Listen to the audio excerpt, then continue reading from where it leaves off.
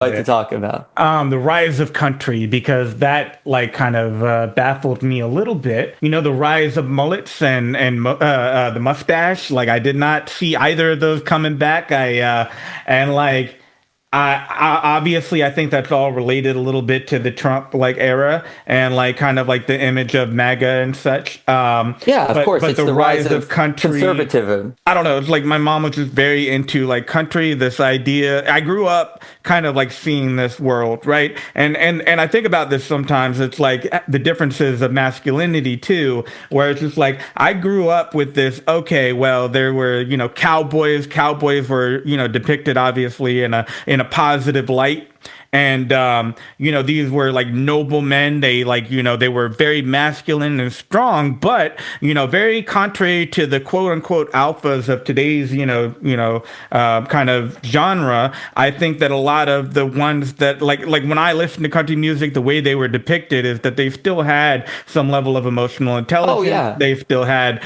they were just like good noble people. They wanted to do right. Like these were people who like these were men who went to church. That was a founding like part of their like identity. And like so this like type of masculinity I don't think exists anymore in like the mainstream MAGA like kind of circuits. I'm just postulating Yeah. here. No, I think you're onto something. I think there's a couple areas I want to build off. This is one of the flaws of conservatism is that you can never go fully back, right? That like every conservatism is a neoconservatism, right? Going even away from the noble person, which I want to get back to.